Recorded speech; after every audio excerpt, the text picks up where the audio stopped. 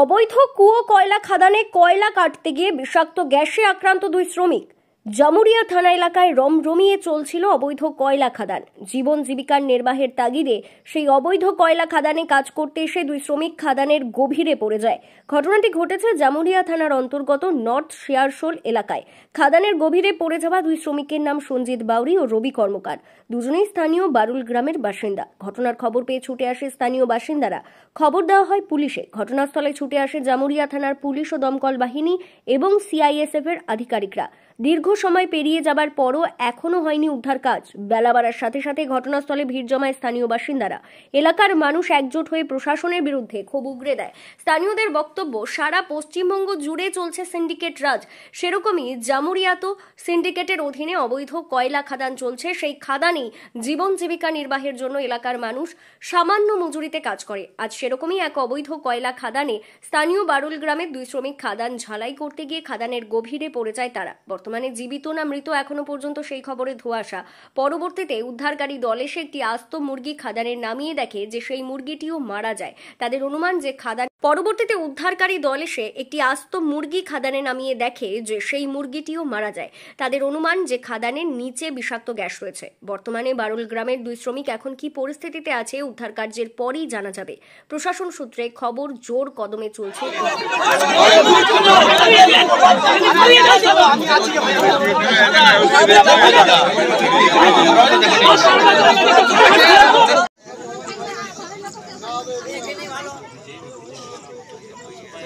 ঘটেছে মানে আমাদেরকে মালিকে ফোন করেছে যে কাজ হবে এসো, ঠিক আছে।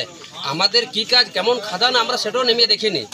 তো আজকে হঠাৎ এই গেলা যে হয়েছে, মালিকের জানা দরকার কিছু যে এরকম আমাদের খাদানের পরিস্থিতি আছে কি আছে।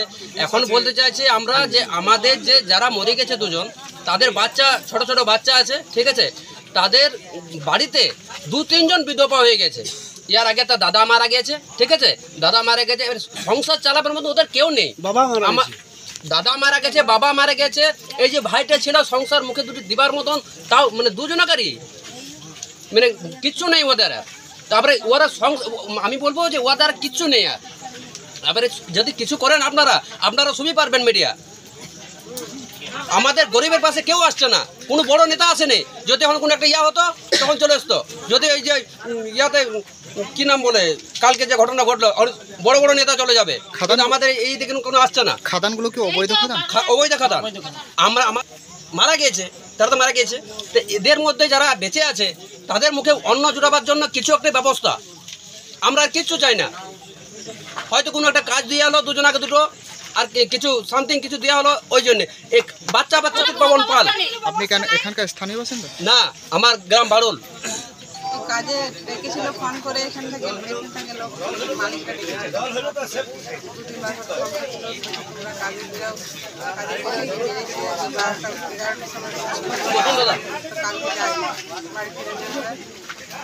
গরিব মানুষ এখনো পর্যন্ত লাশ দেখতে পেল না। তাহলে কি মালিকরা কি কোনোদিন বাজার করে দিয়েছে? আমাদের বড়ি চাই, আমাদের স্বামী বড়ি। ওরা ডেকেছিল ফোন করতে। আমরা গরিব মানুষ, আমরা তো খেটে খাই। যে ডাকবে তার জায়গায় তো কাজে যাবে বলো। খাটে খাওয়া মানুষের যেখানেই বলবে সেখানেই যেতে হবে। কাজ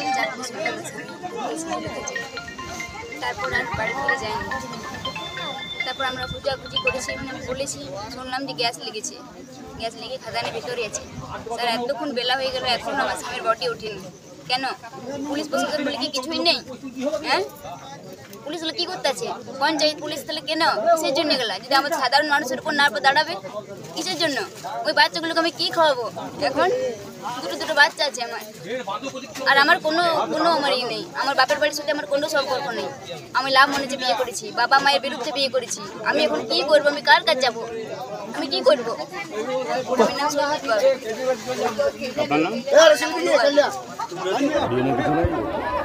ठीक है भाई, हो तो गया। अब क्या इसमें बोलना है? बोलो क्या बोलिएगा। ये जो पब्लिक क्या बोल रहा है, बोलिए ना, वही बता दीजिए क्या बोले। बोल तो दिए सबको। इस तरह जो घटना घटा, हाँ, क्या बोलिएगा, कैसे रिकवरी? भाई ये तो ऑलरेडी जो है पहले का खदान चला हुआ है, उसको सील किया गया था। आज देखते हैं कि उसको खोलने का चेष्टा हो रहा है। उसमें आदमी हमारे 2 चले गए, समझ गए। जो चले गए उनको रेस्क्यू करना पहला काम है, रेस्क्यू करना, उनका डेड बॉडी मिले, उनके परिवार को मिले। दूसरा यदि कुछ मदद करना है ईसीएल कर सकता है, ईसीएल तो हाथ उठा दिया कि हमारा कोई मतलब नहीं है, समझ के ईसीएल क्या करेंगे। ईसीएल जो है बोला कि हम नहीं कर पाएंगे, इसीलिए हम बात भी किए हैं, आए हैं। तो ये दूसरा ही ड्रामा करने से क्या होगा, क्या मदद करेगा, नहीं सही जन हाला कर तो वो तो निकालने के लिए आप तो हो रहा है, मशीन आ गया, सब कुछ व्यवस्था करके हम आ रहे हैं यहाँ पर देखने के लिए। उसके बाद भी लोगों को नाराजगी होगा, उसके घर के परिवार का आदमी चला गया है, इसके लिए हमको तकलीफ नहीं है। हम लोग आज भी साथ हैं, हमारे सुबह से कार्यकर्ता लगे हुए हैं, सब काम कर रहे हैं। एक बॉडी तो निकला, एक पार्टी निकला, एक पार्टी के लिए हमारा प्रशासन से लग करके सारा हमारा कार्यकर्ता यहाँ का लगे हुए हैं। उसके बावजूद भी यदि कोई इसी को उकसाना, अरे बीजेपी से क्या मतलब है, बीजेपी का क्या है, कुछ करेगा बीजेपी, देना नहीं। इसके परिवार को 10 लाख रुपया हम देते हैं, अभी 10 लाख रुपया दे बीजेपी, देना सकता है, खाली उसका आता है दे, अभी 10 लाख रुपया दे परिवार को, हम देते हैं तृणमूल कांग्रेस की तरफ से। उकसाने से तो काम नहीं होगा। কি করবে এখানে কোথাও কাজ নেই, জামুরিয়ার একের পর এক ফ্যাক্টরি, সমস্ত বাইরের লোক, অন্য রাজ্যের লোককে এনে এখানে কাজ করাচ্ছে। একটা গ্রামের ছেলের কাজ আছে? গ্রামের লোককে কাজ কেন দিচ্ছে না এরা? কারণ এখানে ওই যে তাদের বেতন, সেই বেতনের একটা % কাটমানি খাচ্ছে এখানকার নেতারা। সেটা বাইরের লোক এলে তারা ভয়ে চুপ করে থাকবে, গ্রামের মানুষ তো সেটা চুপ করে থাকবে না। আর এখানকার পুলিশ প্রশাসন অপদার্থ, জামুরিয়া থানা ওসি এবং তার পুলিশ প্রত্যেক দিন বলেছে এই এলাকায়, আপনার এলাকায় অবৈধ মাইন্স চলছে, এইভাবে অবৈধ বালি চলছে। আপনারা কি করেছেন? চোখে কালো কাপড় দিয়ে বসে আছে থানাতে, আর পাবলিককে হ্যারাস করো, মিথ্যা কেসে 4 জনকে ফাঁসাও পশ্চিমবঙ্গ পুলিশ, এই পুলিশের বড়ত্বায়। এর হ্যাস্ত আজ হবে অবিলম্বে, বারবার বলেছি হয়নি, আজকে এই লাশ নিয়ে জামুরিয়া থানায় বসবো। যদি অবিলম্বে যদি এই সমস্ত অবৈধ কাজ বন্ধ না করে, এই খাদান যাচ চলছিল, যদি 24 ঘন্টার মধ্যে ওই 3টে মালকে অ্যারেস্ট না করে, তাহলে দেখুন কি হচ্ছে আজকে। দাদা, রাত্রের ঘটনা, পুলিশ যে যারা পড়ে গেছে তাদের ওঠাতে এত দেরি হবে না, এরা নাটক করছে। লাশটা বাঁধা অবস্থায় ছিল সকাল থেকে, বাঁধা অবস্থায় ছিল, শুধু টেনে উঠানো, সেইখানেও এদের নাটকবাজি, যাতে পাবলিক সরে যায়, মানুষ সরে যায়, আমরা চুপি সারি এখানে লাশ তুলে নিয়ে বেরিয়ে যাবো। 5 ঘন্টা পরে দেওয়ার পর লাশটা কেন উঠায়নি? ওই তো সাধারণ ভাবে তুলে রাস্তা নেমে চলে এলো। মানে প্রশাসন চাইছে মানুষ না দেখুক, মানুষ চুপ করে যাক।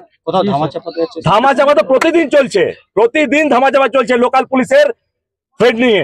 গ্রামবাসীদেরকে কিছু বললেই তারা থানা থেকে ডেকে চমকাচ্ছে যে কিছু কথা বলবে না, অবৈধ বালির বিরুদ্ধে কথা বলবে না, অবৈধ কয়লার বিরুদ্ধে কথা বলবে না।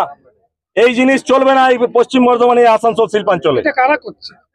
এইখানে যারা কয়লা মাফিয়া, যারা শাসক দলের মদতপুষ্ট, যারা থানার বড় বড় পুলিশ অফিসারদের মদতপুষ্ট, তাদের মদতে, তাদের উস্কানিতে এই ঘটনা ঘটছে। আর যে 3 জন আছে, আমরা এই এলাকার ছেলে, আমরা জানি 3 জন যদি অ্যারেস্ট না হয় তাহলে এবার দেখতে পাবেন কি হবে। একজনকে আমরা বার করেছি, আপনারা সামনে ছিলেন, আপনাদের চোখের সামনে উঠেছে। এবং তারপরে যেটা আছে দেখুন, দেখা যাক অনুমেয় ভিতরে কজন, 1 জন না 2 জন না 4 জন, কিচ্ছু বোঝা যাচ্ছে না।